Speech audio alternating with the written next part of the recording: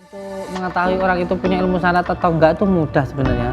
Yang penting masyarakat tuh jangan terhasut sebenarnya. Repotnya itu loh, masyarakat gampang tersulut-kan ilmu kayak gitu, anggaplah ilmu. Yang tahu kan yang punya ilmu juga. Intinya harus diserahkan pada ahlinya. Kemarin saya tuh diundang di Galek. Ada satu orang itu dituduh dukun santet. Ntar hampir di masa. Terus saya diundang ke sana. Terus saya katakan, sumpah wallahi demi Allah orang ini bukan dukun santet. Bukan. Cuman gara-gara berantem sama tetangganya besoknya mati. Oh mati memang kena serangan jantung kok. Apalagi kayak musim kemarin itu masih musim. Oh, kayak kena santet. Ustadz anaknya nangis ke sini. Ke sini beliau RT RW lurah ngundang saya ke sana. Terus saya katakan, ini bukan dukun santet. Wah, makanya kalau selalu matur hati-hati. Masih uang ketok alim, ngangge jubah, pakai beginian lah atau apa. Tapi kalau kata-katanya itu penuh dengan kebencian, wis tinggalin aja. Jadi kalau hanya untuk apa namanya mengadu domba, fitnah, untuk menumbuhkan kebencian itu wis dipastikan setan gitu aja. Setan. Apa gunanya ya Allah ya Rahman ya Rahim? Yang setiap kali kita lakukan mau setiap apa-apa baca bismillah ini kasih sayang kepada siapapun. Ya kalau mamanya ini orang itu salah, ya tugas kamu sebagai warga apa kewenangan kamu? Cuman ngasih tahu pun juga hanya dengan omongan bukan dengan tindakan. Kalau kamu sudah ngasih tahu nggak bisa ya kamu doakan gitu. Terus kalau mukul-mukul ngerusak itu waduh. Terus salah penempatan itu gosok. Gosok itu bahaya itu.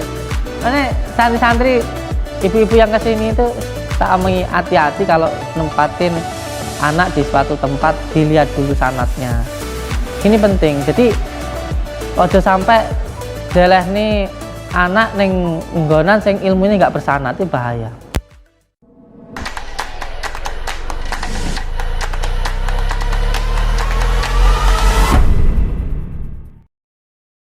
Muhammad. Komandan, siap, barakallah. Lahir batin nggih, barakallah. Oh, kacamata di sini dicari. Astagfirullahaladzim. Masalah. Kan baru 2, belum nulis banyak pikiran ya. Banyak pikiran. Belum 45 ya, baru 2. Wes pikun, masyaallah. 2 anak maksudnya. Alhamdulillah. Ini Pak Wawan ini saya cari berhari-hari ini. Serius ini.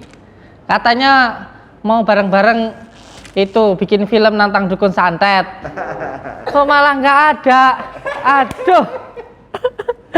Mana mau saya ajak ke Lampung nih? Pengen saya.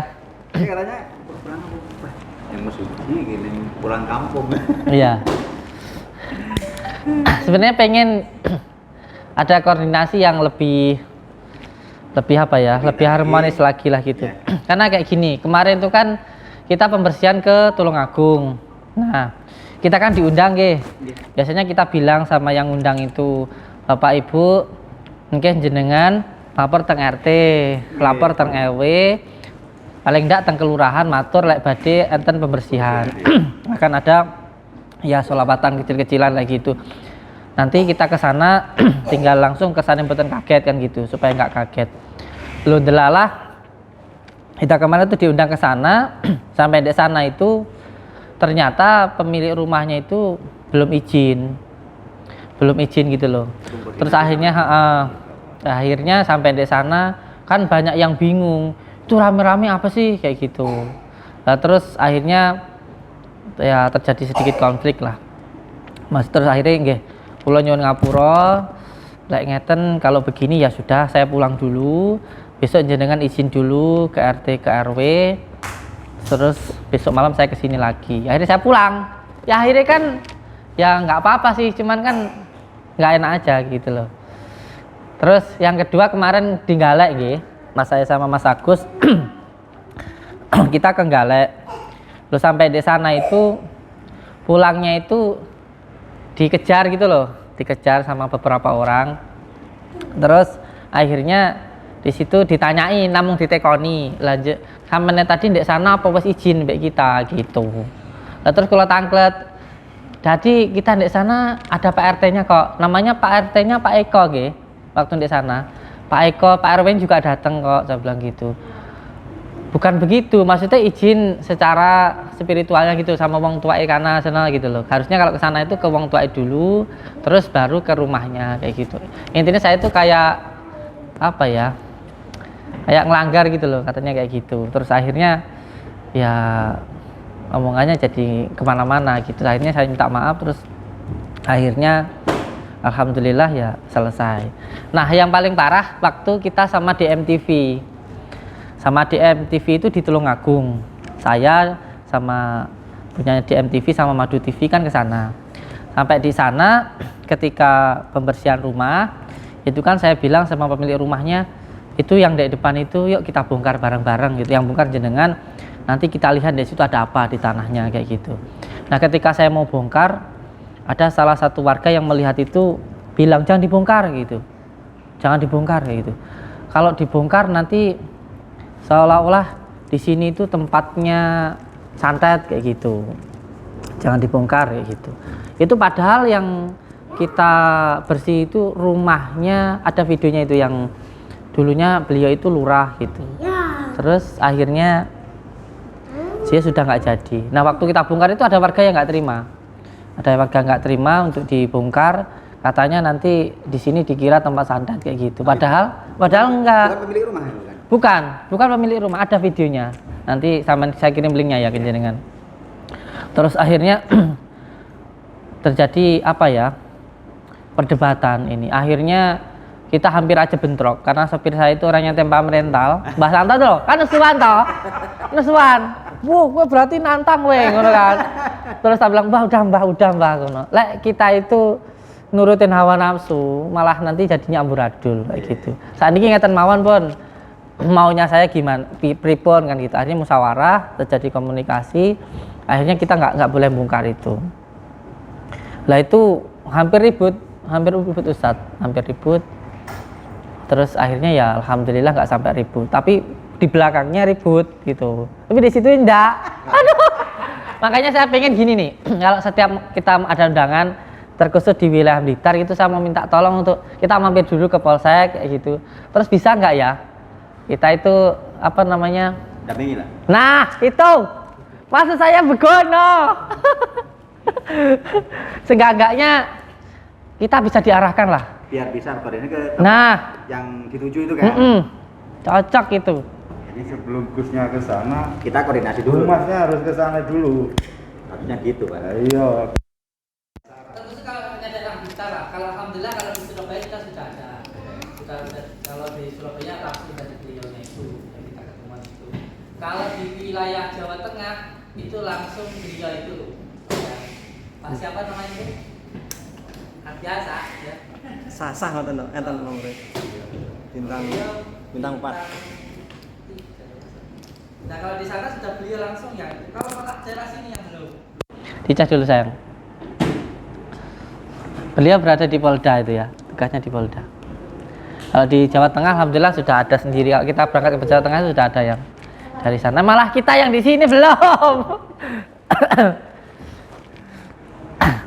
Ini yang ini waktu di Wonotito kemarin Mas Pak Wawan. Kemarin kan waktu saya ngebantu jenengan itu ya seperti itu. Jadi ketika kita melakukan pembersihan rumah, terus tiba-tiba orang itu datang, terus langsung di depan kita itu, ini kesurupannya tenanan apa enggak kayak gitu.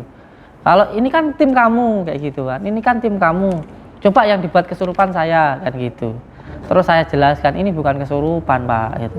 Sampai harus paham mana yang ketempelan, mana yang kesurupan, mana yang ain, mana yang karena sihir itu nggak sama. Ini bukan kayak gitu.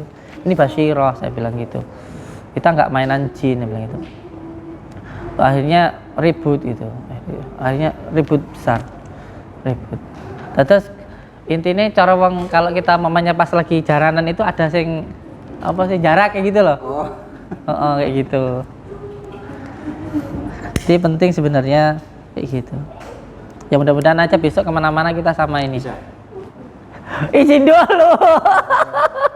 Tapi kan yang baru. Ini siap. Siap. Kalau Pak Waka kemana Pak Waka? Diulingi. Kangen saya sama beliau itu. Pak Kanit Reskrim ulingi. Kangen sama bentakannya saya. Wah, kalau ngomong sama bentak itu sama. Gak ada bedanya, Gus. Ada bedanya. Batak soalnya, batak. Tapi enak loh orangnya itu. Enak orangnya beliau itu. Ya itu alhamdulillah saya juga ketolong dari Pak Waka itu, ketolong saya. Bener-bener ketolong banyak.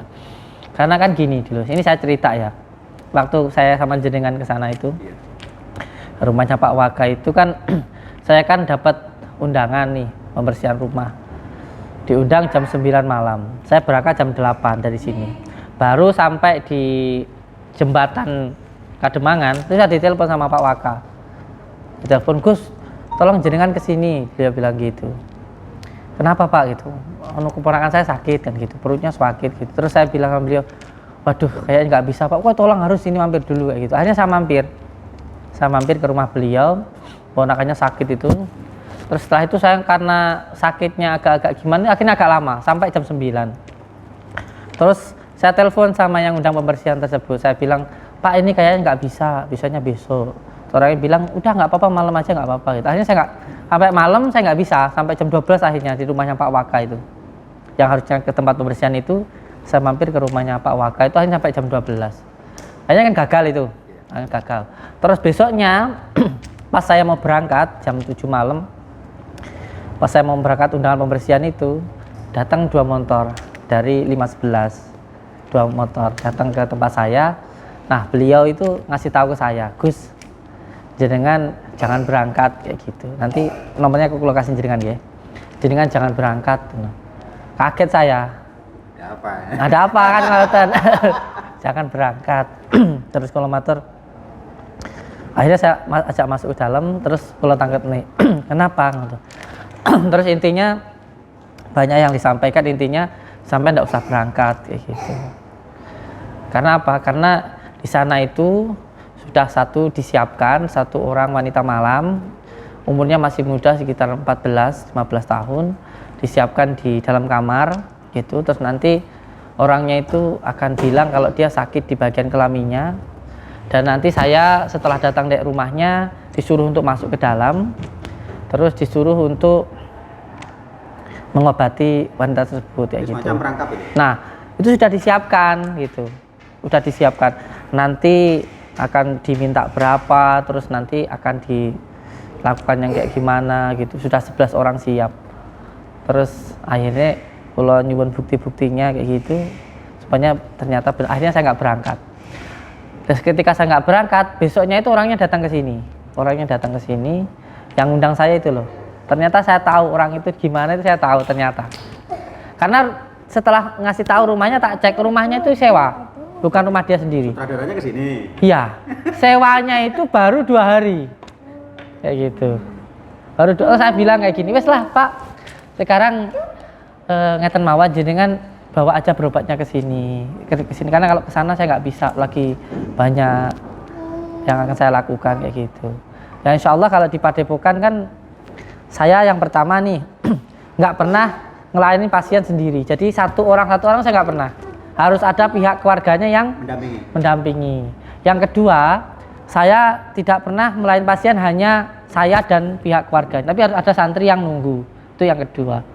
Yang ketiga, ruangan saya itu semuanya ada kamera CCTV-nya. Kamera CCTV-nya. Ini untuk menjaga kejadian seperti guru saya yang ada di Banyuwangi kemarin kan ada masalah gitu. Jadi ketika ada orang yang berobat masuk, biasanya itu beliau kalau nangani pasien itu umiknya itu selalu nungguin. Delalah waktu itu umiknya lagi masak. Terus ini anak ini datang sama bapaknya keluar dulu. Anaknya berdua, setelah beberapa waktu sekitar 4 jam orang itu keluar. Terus bikin berita di luar kalau dicabuli. Akhirnya sampai sekarang ya masalah. Ini jadi pengalaman gitu loh. Makanya jangan sampai santri itu melayani pasien hanya berdua, itu tidak saya izinkan. Yang kedua, harus ada dari pihak santri maupun dari pihak keluarga, tidak boleh hanya pasien dan santri. Yang ketiga, harus ada kamera CCTV. Itu untuk menjaga diri kita, ya untuk menjaga mereka gitu loh. Untuk menjaga beliau sendiri dan juga untuk menjaga kita. Jadi fitnah gitu ya. Iya, itu harus dilakukan. Harus dilakukan. Mungkin sampean juga dengar yang kemarin itu kan. Yang kemarin itu. Ada yang bikin video kalau ada wanita kesini kayak gitu kan. Ya. Terus setelah dari pengacara melakukan somasi, videonya dihapus. Saya simpel aja sebenarnya kalau beliau itu kan katanya itu di videonya tersebut kan saya bawa ke hotel ya, unjubilai minjalik. Terus saya katakan di mana hotel di Blitar yang tidak ada CCTV-nya, itu bisa jadi barang bukti. Yang kedua, setiap masuk hotel itu kan pasti ada KTP-nya. KTP-nya itu buat barang bukti, langsung dilaporkan aja. Terus yang ketiga, setiap kesini kan mendapatkan apa namanya itu kartu, ya itu buat barang bukti kalau pernah kesini. Jadi kalau menuduh itu lebih baik langsung laporkan saja gitu loh. Jangan hanya ngomong gitu, langsung dihapus videonya. Salah lucu. Tapi ya dinikmati mawon lah. Dinikmati aja. Saya yakin ya sesuatu hal yang baik pasti dilindungi sama Allah, itu aja intinya kayak gitu. Kalau kita berbuat buruk nggak perlu nunggu kapan-kapan, ya mesti sengsara, pasti celaka, itu aja. Karena semua yang diperintah Allah, yang dilarang sama negara, itu pasti yang terbaik untuk diri kita. Itu kuncinya. Kalau di dalam kitab Alim Muta'alim itu ya karena kasih sayangnya Allah, karena Rahman Rahimnya Allah.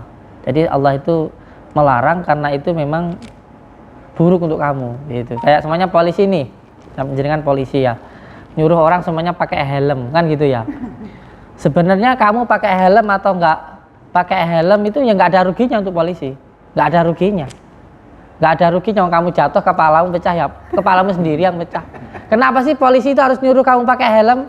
Supaya kamu tuh kalau jatuh kepala kamu tuh nggak pecah gitu loh. Itu tuh karena punya sifat sayang gitu loh, punya Rahman Rahim gitu, punya sayang supaya kamu tuh selamat kayak gitu. Kenapa kamu tuh dilarang minum kayak gitu, dilarang mencuri gitu, dilarang membunuh, karena itu nanti akan merugikan diri kamu sendiri gitu. Akibatnya. Makanya saya sering ngomong kalau lagi tausiah itu nggak usah wedi karo Gusti Allah, nggak usah takut. Gusti Allah ora perlu dideni gitu. Tapi takut sama kelakuanmu sendiri itu. Kalau kamu kelakuan buruk, kalah, bosok. Sara. Sengsara kamu sendiri nanti. Yang sengsara itu kita sendiri. Bukan Allah. Pemerintah nggak ada ruginya, rugi kita sendiri. Pemerintah malah makannya yang penjara, masa apa untung nih ora? Karena yang dilarang Allah itu ya memang buruk untuk diri kita. Orang semuanya nggak ada yang sholat, Allah ya nggak rugi. Ya Allah ya tetap Allah. Yang rugi diri kita sendiri. Kita minum ya kalau semua orang ini minum, Allah juga nggak ada ruginya kok. Nggak ada ruginya. Yang rugi kita sendiri. Kalau nggak kena penyakit liver kayak gitu, pikiran sehat dibuat, ini kan gitu ya. Aduh.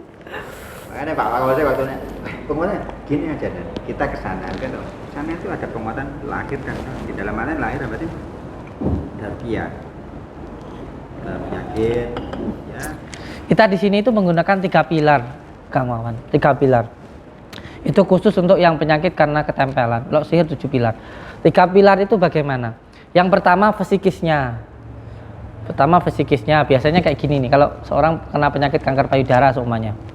Yang pertama fisikisnya. Fisikisnya itu yang pertama al-ghotob, biasanya marah. Mungkin dia marah sama suaminya karena minta kawin lagi gitu.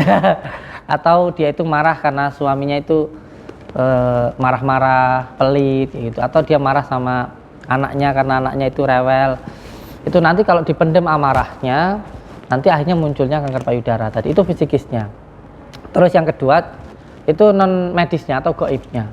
Gaibnya itu terbagi jadi 3. Ada yang karena ain, ada yang karena ketempelan, dan ada yang karena sihir. Enggak ujuk-ujuk orang itu kesurupan, enggak Ustaz.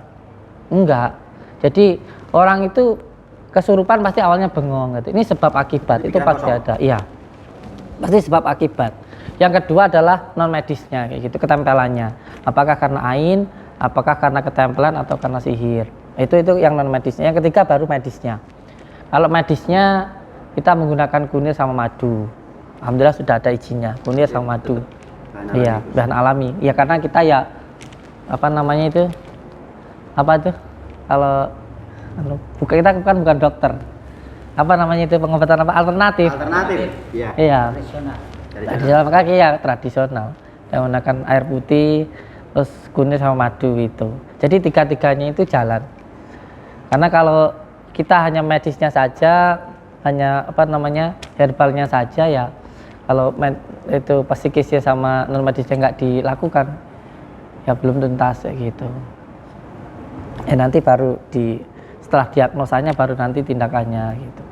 Ada yang rukyah 7 hari, ada yang minum dekat sama kunir dan lain sebagainya gitu. Jadi 3 pilar itu, psikis, non medis, terus medis. Gitu. Yang jenengan Pamekasan ini. Iya. Tidak nyebut keluarnya apa enggak. Datingnya yang Pamekasan. Mau ke sini, lah tak bilangin lah, gue sih masih di Lampung, belum pulang. Psikis ini sebenarnya ada, kalau dalam Al-Quran itu disebut dengan penyakit taif. Jadi penyakit non medis yang disebabkan oleh 5 hal. Yang pertama al-ghotob, pertama marah. Maka jangan gampang marah supaya nggak gampang terkena penyakit. Karena penyakit itu masuknya kebanyakan dari marah. Yang kedua dari wasyusu fi sudurina siminal jinnati wan was-was. Gampang bingungan kayak gitu loh. Khawatir. Terus yang ketiga itu karena sedih gitu, sedih mungkin ya tentang suaminya atau tentang anaknya dan lain sebagainya gitu. Dan nanti kalau sudah mulai gampang marah, gampang sedih, gampang was-was, bisa naik jadi khoyal, halusinasi. Terus nanti yang kelima jadinya majnun atau gila gitu. Makanya yang paling penting sebenarnya supaya nggak terkena penyakit itu ya jangan mudah marah, jangan mudah sedih, jangan mudah was-was. Lah supaya gimana supaya kita nggak mudah marah, nggak mudah sedih, nggak mudah was-was? Kita harus senang. Lalu bagaimana supaya senang? Kita harus tenang. Terus supaya tenang bagaimana? Kita harus ingat kepada Allah. Supaya ingat kepada Allah gimana? Kembali lagi. Harus zikir gitu. Jadi kembali zikir. Karena zikir ini makanan batin. Kalau kopi, sayur, nasi itu makanan dohir. Sedangkan kita hidup kan dohir batin. Nah, jenengan mau tak ajak ngelawan dukun santet.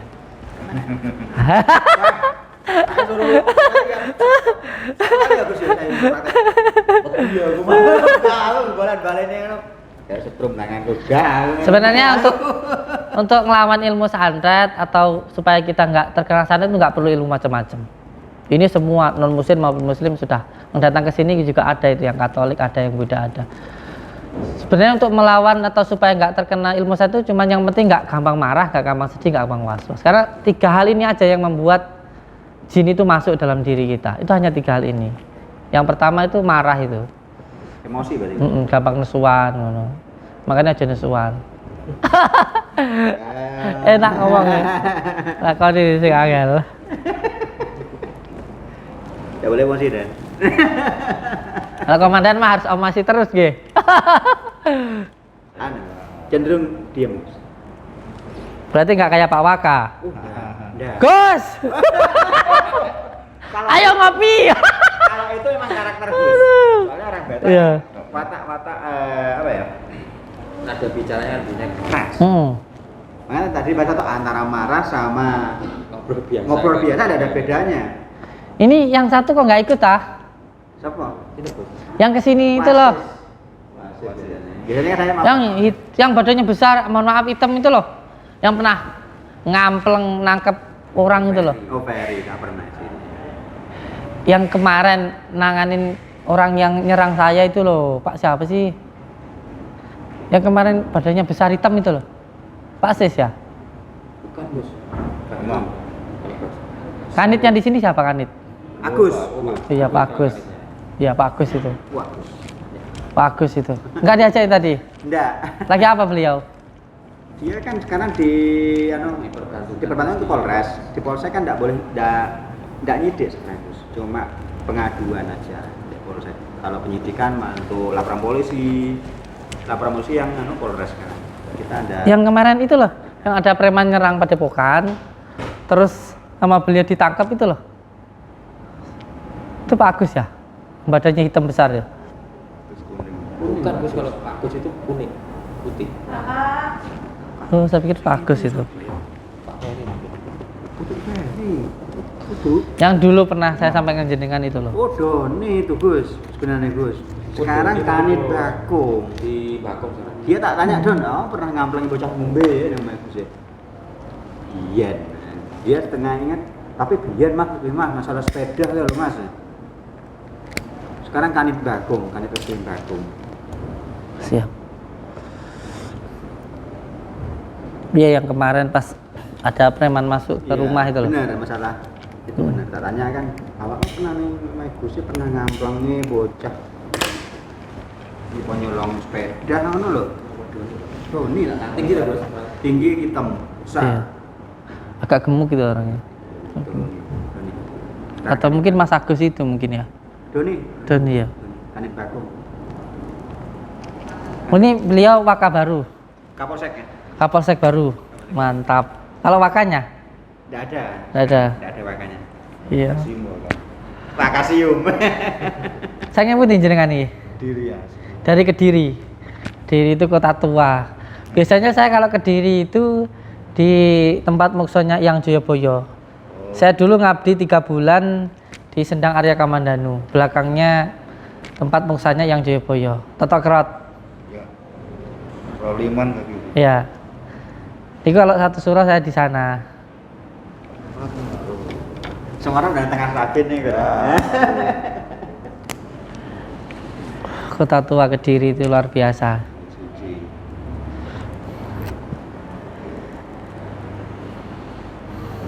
Malam Jumat dan malam Jumat kebelengan. Beda daripada kaget. Tunggu orang tengis besar. Masya Allah. Dulu sebelum Kapolsek di sini panjenengan Selorejo. Selorejo. Sidoarjo. Baru 3 minggu di sini. Alhamdulillah.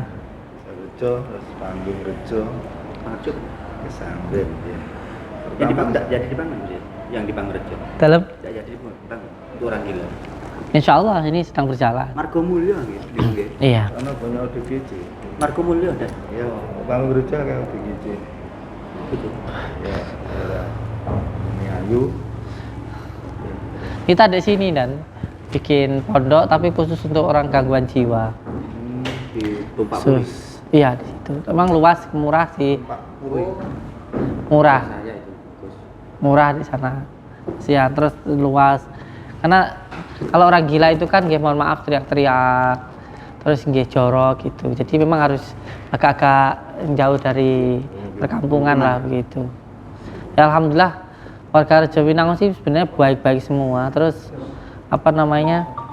Guyup rukunya juga sangat-sangat baik sekali sih. Cuman kan kitanya nggak enak nih, masa nanti teriak-teriak kayak gitu ya kalau beliau mau istirahat tetangga sekitar kan.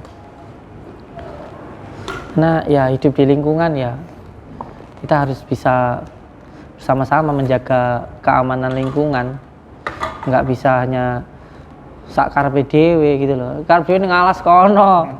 Di sini ada RT, ada RW, ada lurah. Saya nanti mau ke Madura.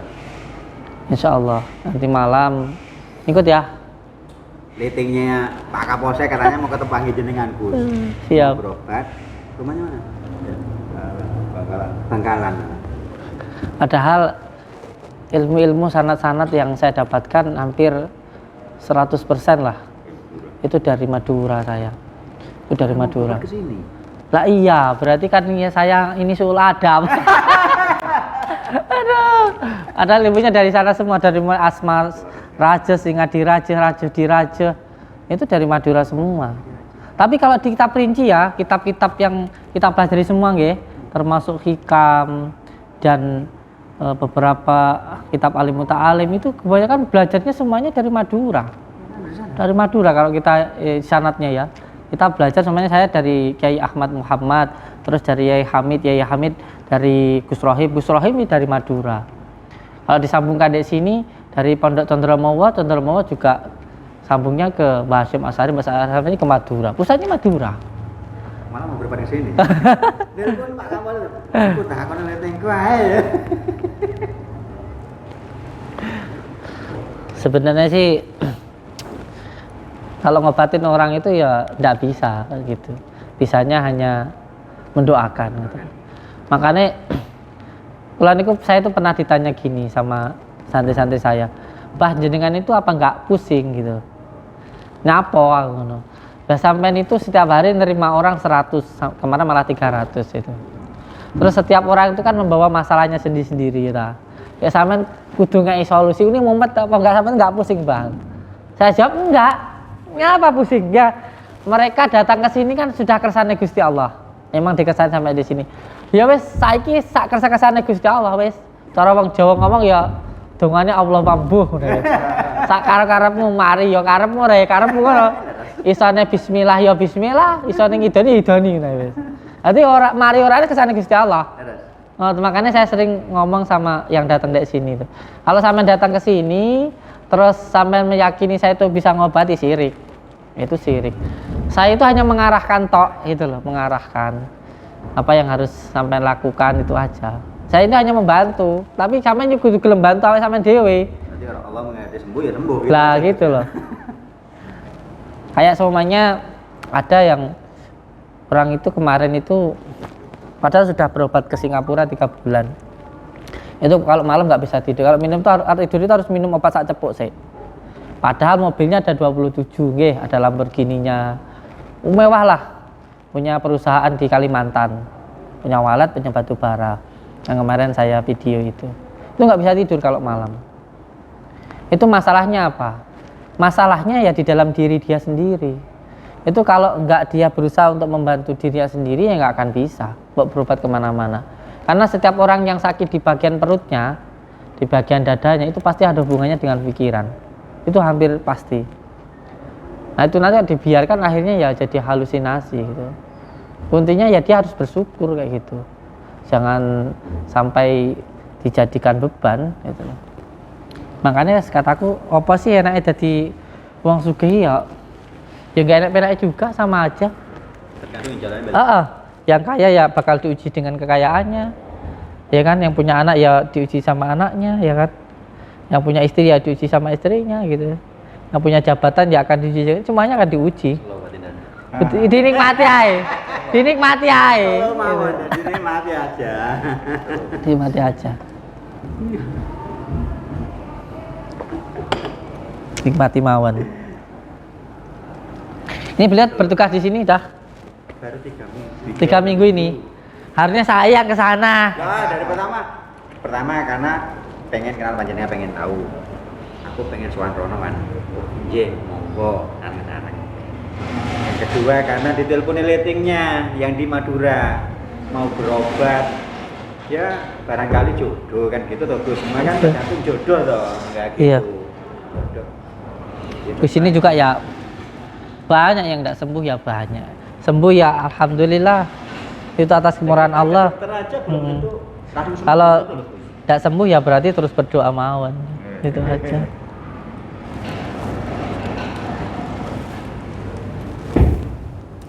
Berarti sudah 2 minggu ya? 2 minggu 2 minggu di sini ya. Alhamdulillah. dari Selorejo. Tapi selo. Gak kayak Pak Waka ya. Selo. Hidup susah, lu bikin susah. Dinikmati mawon. Dinikmati aja.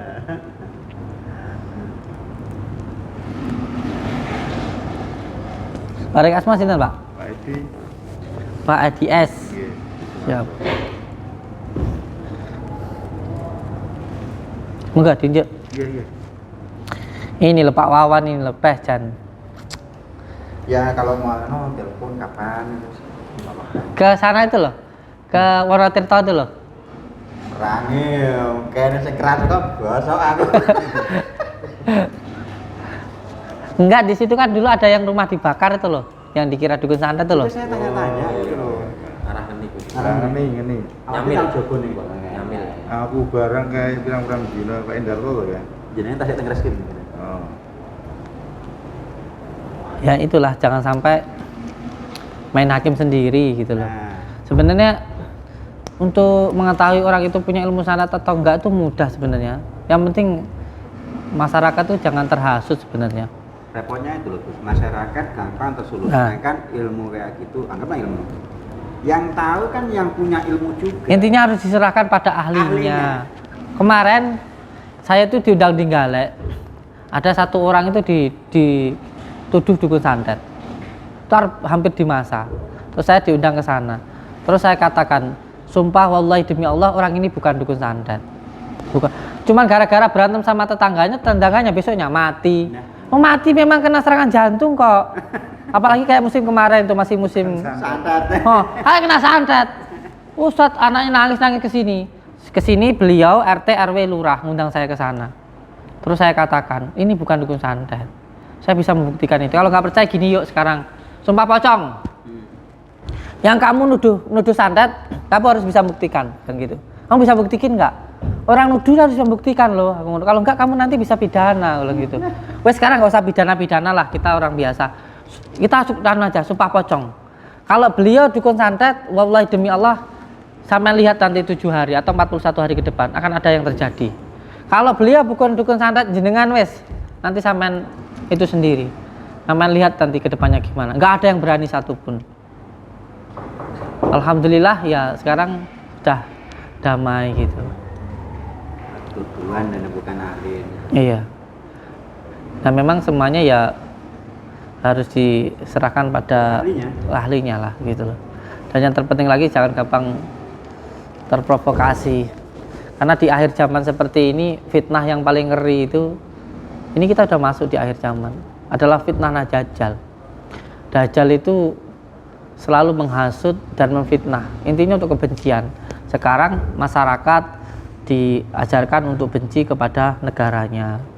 Jadi padahal kalau kita belajar dari negara-negara Timur Tengah itu kebanyakan hancur karena masyarakatnya itu difitnah dan diprovokasi untuk benci kepada pemimpinnya. Ini bahaya sekali.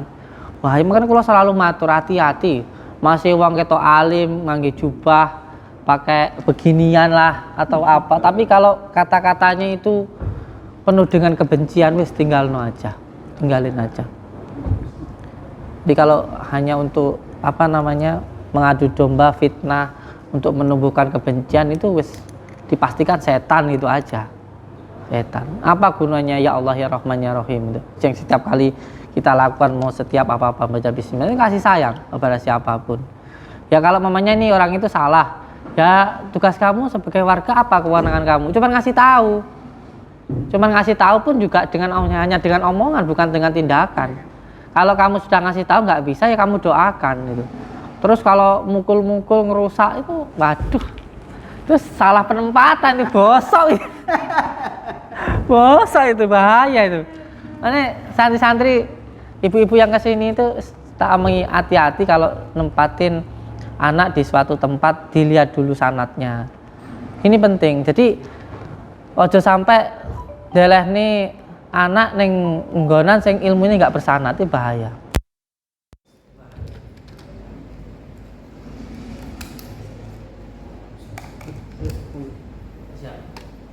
Kenapa saya?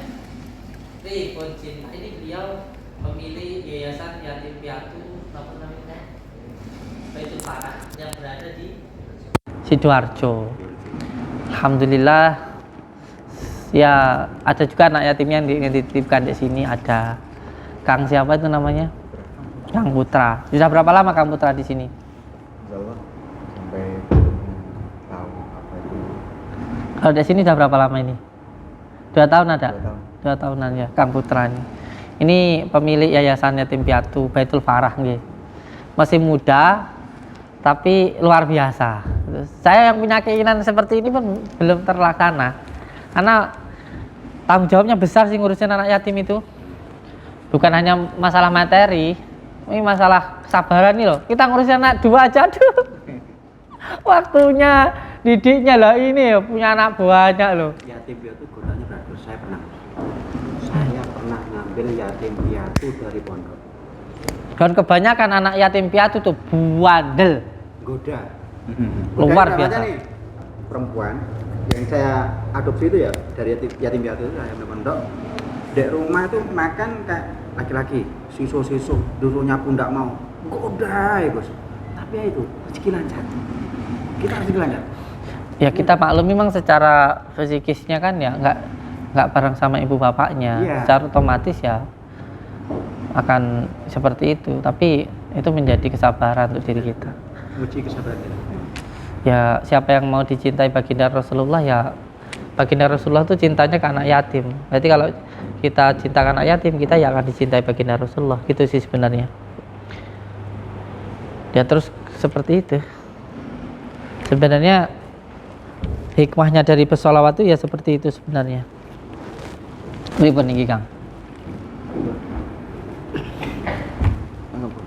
Saya mau pamit pulang dulu karena masih ada dokumen di rumah yang harus saya selesaikan, Siap. harus saya kerjakan, masih ada bersama ini anak-anak. Saya mau izin Siap. waktu selalu jika diizinkan saya ingin di sini. Oke. Selalu saya tunggu. Yang penting jenengan ngurusin anak-anak itu yang sabar gitu. Memang ya setiap kita melakukan kebaikan itu harus disertai dengan kesabaran dan keikhlasan.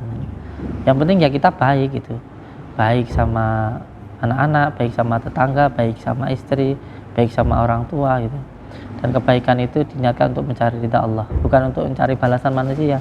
Kalau kita baik sama tetangga ya kita baik-baik aja. Contoh kita masak ya kita bagikan ke tetangga. Kalau tetangga itu mau ngasih enggak ke kita ya enggak masalah itu, karena kita niat baiknya karena Allah. Kalau kita melakukan kebaikan enggak disertai dengan keikhlasan, kita masak enak nih ngasih ke tetangga, nanti giliran tetangga itu punya kita enggak dikasih, kita sakit hati. Ini masalah. Kita baik sama istri ya baik aja gitu loh. Masalah istri itu baik enggak sama kita ya jangan dipermasalahkan, karena tugas kita ya baik sama istri. Kita baik sama orang tua juga seperti itu. Jadi niatkan kebaikan itu disertai dengan keikhlasan dan kesabaran. Dan niatkan hanya untuk mencari ridha Allah. Ngoten niku mawon. Nggih. Dididik anak-anak yang baik gitu. Sing ikhlas gitu. Karena Allah nggih. Tengah dinunga.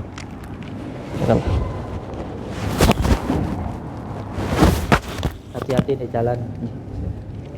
Salam untuk anak-anak yatim semua ya. Di sana ya. Salam dari Abah gitu.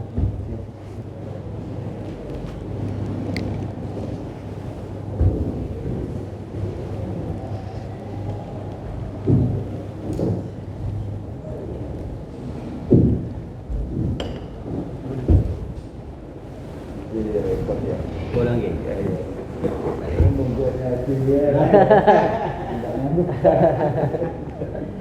Enggak, saya kerjaan itu ya saya nikmati, dinikmati ya. Oke, saya ucapkan terima kasih terus suwun Pak Kapolsek yang baru sudah mau datang ke sini. Ini suatu kehormatan dan kebahagiaan buat saya. Semoga saya terus diawasi, terus diarahkan, karena yang kita butuhkan sebagai warga negara yang awam, yang bodoh seperti saya ini sangat penting sekali untuk diarahkan ke hal yang baik.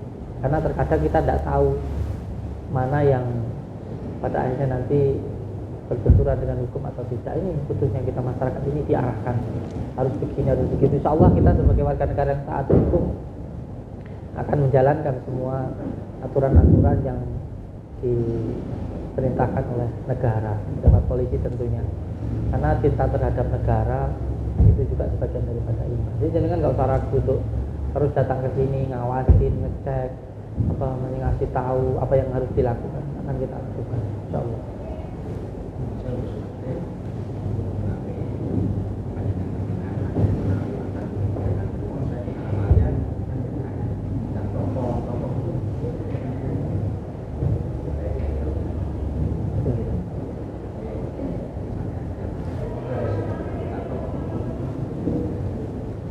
Iya. Kan selama ini kita kan belum pernah menemukan dalam artian kemudian dari padepokan kenapa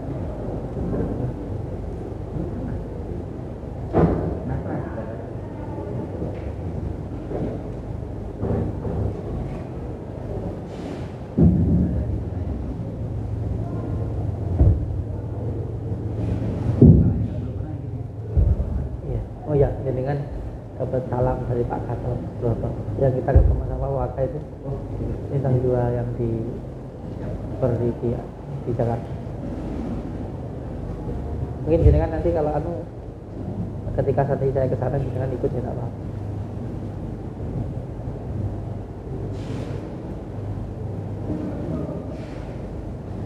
Mati nomor. Siap, laksanakan.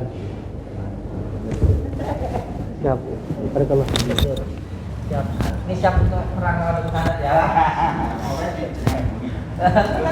Siap. Waalaikumsalam.